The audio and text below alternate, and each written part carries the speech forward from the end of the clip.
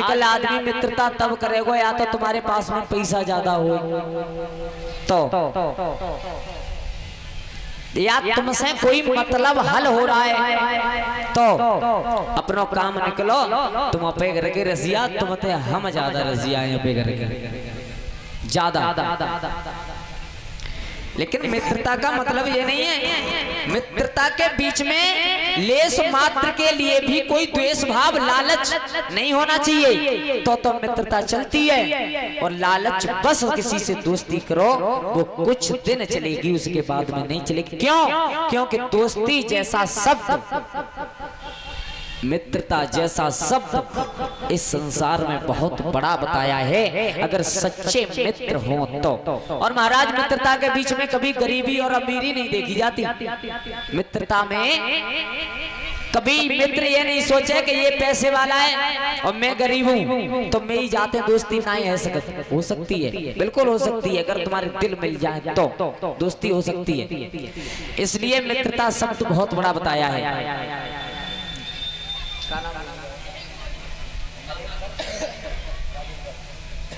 और हमारे श्रीमान राजेंद्र सिंह दादाजी की तरफ से 201 रुपए से सम्मानित किया गया है। भगवान से आराधना करेंगे दीन बंधु इनके हाथ धर्म क्षेत्र में ऐसे ही आगे बढ़ते रहें, कृपा दृष्टि बनाए रखना और ऐसे बुजुर्गों का मेरे ऊपर आशीर्वाद बना रहे। बोलिए गोविंद भगवान की। नैकू तो नवाई लग रही, मैंने की बोलिए गोविंद भगवान की। नैकू ना लग रही, नैकू आवाज मैं इकलो तुम इतने सब। बोलिए रास बिहारी भगवान की। अब थोड़ी सी बड़ी पर उतनी ना बड़ी, भीड़ के हिसाब से जितने तुम ज्यादा हो उतनी ना बड़ी। बोलिए रास बिहारी भगवान की। लिख रही है पहले मोह चिल्लाना बंद तब बोलते तुम सही बताओ। श्री सुखदेव जी महाराज समझा रहे हैं राजन परीक्षित, मित्रता कलयुग में मित्र से बच करके रहना चाहिए। क्यों? अगर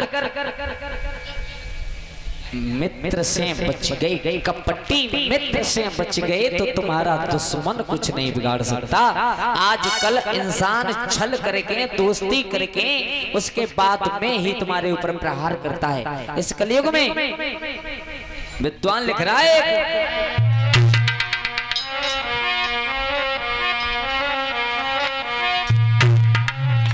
कि दुश्मन मिले सवेरे मगर मतलबी यार ना मिले।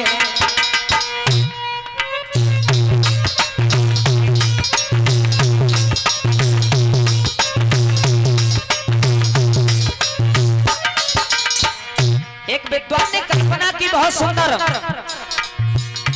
दुश्मन मिले सवेरे मगर मतलबी यार ना मिले, मतलबी यार ना मिले। हो नारी हो नारी हो नारी गोरी हो जयकारी करक सा ना मिले, पत्नी गोरी हो जयकारी बेबसा ना मिले।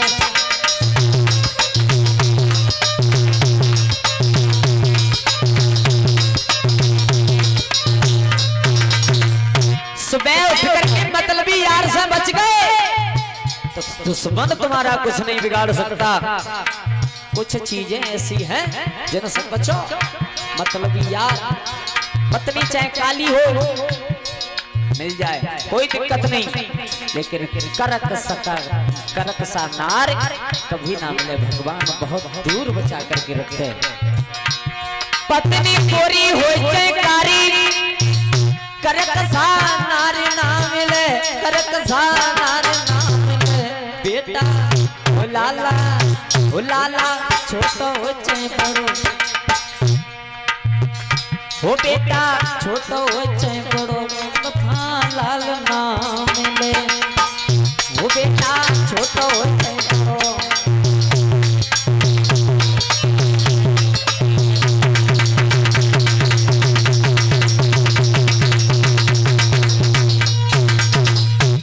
दोस्त से बच जाओगे कलयुग में तो दुश्मन कुछ नहीं बिगाड़ पाएगा। इस हॉस्टल में 500 बच्चे नहीं 500 माओं का भरोसा भी रहता है, तो डेंगू मिले।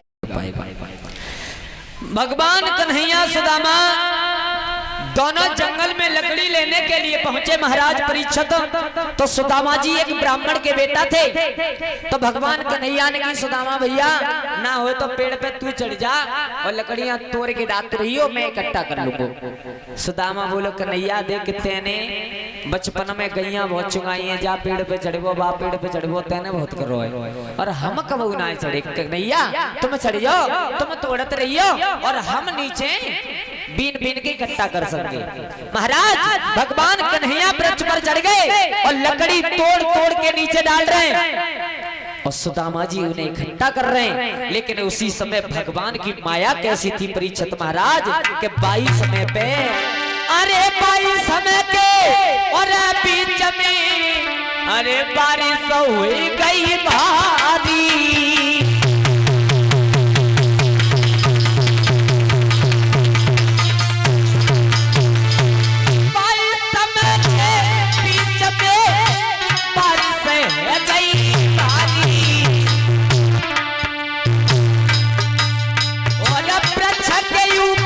सिकुड़ रहे 3 बंदूक धारी।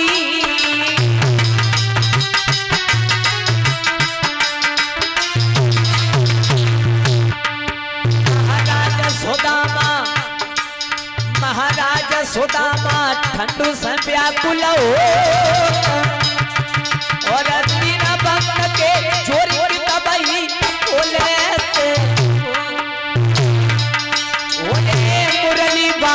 श्याम तेरी लीला समझ में ना आई, ओ यशोदा के कन्हैया श्याम लीला समझ में ना आई।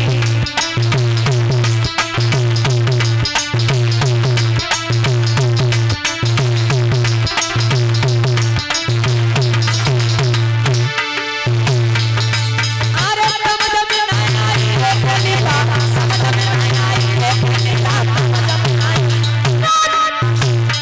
वो कण में रमो गली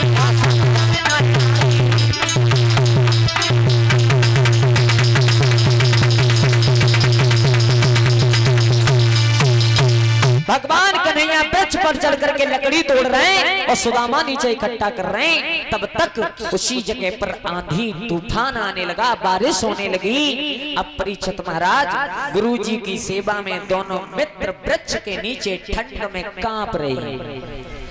अब कन्हैया ऊपर है, सुदामा जी नीचे। सुदामा जी को ध्यान आओ कि हमारी गुरु मैया ने हमें कच्छ दो बांध के। महाराज निकाली पोटरी खोली और खाने लगे। तो परीक्षित महाराज चना ऐसी चीज तो है ना है जो अकेले एकांत में बैठ के खाए लो कोई सुने ना है। कन्हैया ने की सुदामा मैं काले गिरी है कट कट की आवाज आ रही, कुछ खाए रहो तो नहीं दे दे हो तो। सुदामा जी बोले दिमाग खराब है, ठंड के में दांती बज रही है और तुम्हें खाए जैसी आवाज सुनाई दे रही है। लेकिन वो तीनों लोगों के नाते हैं, तन की जाने मन की जाने जाने चित की चोरी।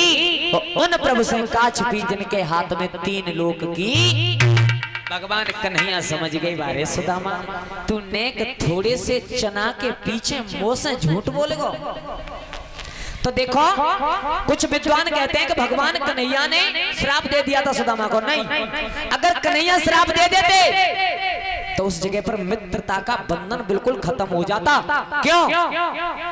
क्योंकि मित्रों के बीच में छोटी मोटी गलतियां होती रहती हैं। सुदामा जी कन्हैया शाम को घर आए। कन्हैया ने कही गुरुमाता से मैया बहुत तेज भूख लगी है, कछ हो तो दियो। गुरुमाता ने की लला तो चना ना मिले। बोले मैया चना कहाँ है? कि मैंने जब सुदामा आए थे कि तुम दोनों भैया बांट के खा लियो, मैया मोए ना थे। तो भगवान कन्हैया ने श्राप नहीं दिया बल्कि गुरु मैया ने कहा था अरे सुदामा तुम जानते नहीं हो गुरु से कपट मित्र से चोरी।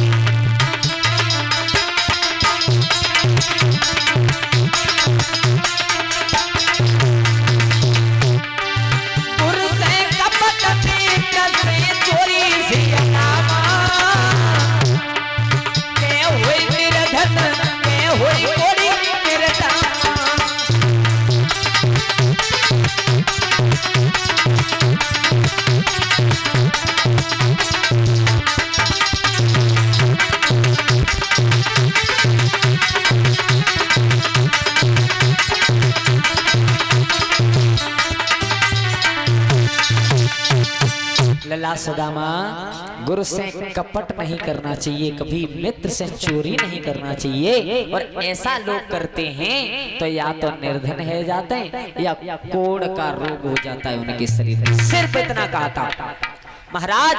64 दिन में भगवान कन्हैया और बलराम ने 64 कलाएं सीख करके जब जाकर के द्वारकाधीश कन्हैया बन गए कर्म के अनुसार। परीक्षित महाराज, आदमी का कर्म सबसे बड़ा बताया है। कर्म। नया आशीर्वाद बेसन 100% बीकानेरी चना दाल से बना, खुशबू कर्म सबसे बड़ा बताया है। कर्म। कर्म घटावे कर्म बढ़ावे, कर्म सबसे न्यारे। एक बाप के दो बेटा कारज न्यारे। महाराज, एक बाप के दो बेटा हो, बाप बराबर संपत्ति दे के जाए, लेकिन कर्म के अनुसार एक तो बातें दूनी करके दिखाई देती है। लेकिन महाराज कर्म खराब है, वैसे एक बाप की हुए बेच के सिर्फ कर्म से। भगवान कन्हैया सुदामा मित्र हैं, गुरुकुल में रहते हैं तो ना कोई छोटा ना कोई बड़ा, सिर्फ मित्र। लेकिन कन्हैया का कर्म और इधर सुदामा का कर्म, सुदामा जी का थोड़ा सा कर्म खराब हो गया। ये इसने अपने मित्र से सिर्फ थोड़े से चना चब लिए। और ये तो बात परीक्षित महाराज सब दिखाए भी किए, लेकिन हकीकत बात क्या थी? सुदामा जी ने त्रेता युग में ही भगवान श्री राम से वचन ले लिया था। ये सुदामा जी विभीषण थे त्रेता युग में। तो जब लंका पर विजय प्राप्त करके श्री राम, विभीषण,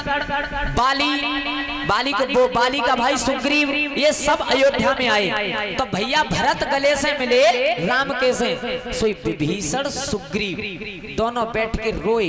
क्यों? क्योंकि एक तो जे भैया जो अपने भैया के गले से मिल रहे, एक हमो भैया है जो अपने भैया में मरवाएंगे तब इनके पास में आए। जब सबको बराबर बराबर कर दिया भगवान श्री राम ने, विभीषण से बाद में कही, विभीषण तुम कुछ मांगो।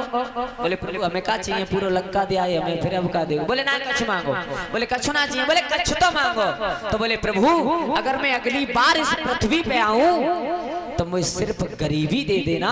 क्यों? क्योंकि इंसान परीक्षित महाराज पैसे के लालच में फंस करके भगवान को भूल जाता है। इसलिए गरीबी दे देना तो न माया में फंसेंगे और न हम तुम्हारा नाम भूल पाएंगे। देखो गरीबी उधर विभीषण ने मांगी थी, इधर मैया कुंती ने भी भगवान कन्हैया से मांगी थी। भक्ति करने के लिए पैसे की जरूरत नहीं बल्कि श्रद्धा की जरूरत होती है। आत्मा साफ होनी चाहिए। परीक्षित महाराज, गोस्वामी तुलसीदास लिखते हैं कि भगवान को सबसे ज्यादा प्रिय क्या है? देखो भगवान को न तो तुम्हारे पैसा से कोई मतलब, तुम्हारे पास में कितना पैसा है, न तुम्हारी सुंदरता से मतलब तुम कितने सुंदर हो, न जा से मतलब तुम कितने कार्य हो, न जा से मतलब तुम्हारे ताकत शरीर में कितनी है। मतलब है तो सिर्फ एक चीज से। क्या? भगवान कहते हैं इस बात को, अरे निर्मल मन जन सोई मुए पावा, मुए छल चंद कपट नहीं पावा।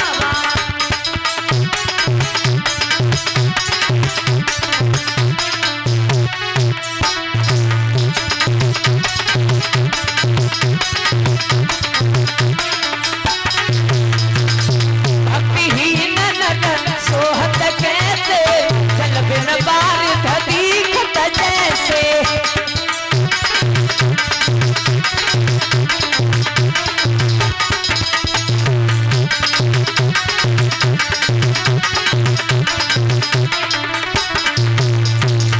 भगवान को नाता है तो सिर्फ भक्ति से और किसी से नाता नहीं है। इसका प्रमाण आप लोग अगर रामचरितमानस पढ़ते हो तो देख। अच्छा महाराज जी बताओ, रामचरितमानस किन किन के घर में जागा में पीछे बस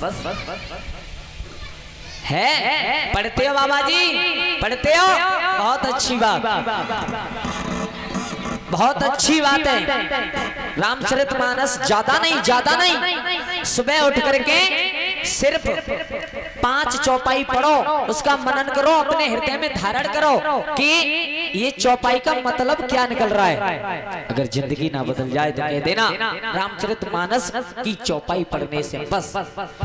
भगवान ने रामचरितमानस में कहा है, बाबा जी आप लोग पढ़ते हो, सबको मालूम होगा, जब श्री राम सबरी के आश्रम पर गए थे तो सबरी ने कहा था हाथ जोड़ करके, अधम से अधम अधम में नारी, ताऊ में मत मंद कमारी।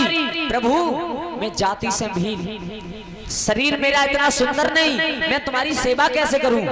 तब सबरी को आदेश दिया था श्री राम ने, उपदेश, सबरी मुझे तेरी सुंदरता से, पैसा गरीबी से कुछ लेनो देनो ना है, मगर लेनो देनो है तो सिर्फ भक्ति से। और भक्ति कहां से प्रकट होती है कि प्रथम भक्ति संतन करि संगा। सबसे पहली भक्ति होती है कि अच्छे विद्वानों की संगत करनी चाहिए।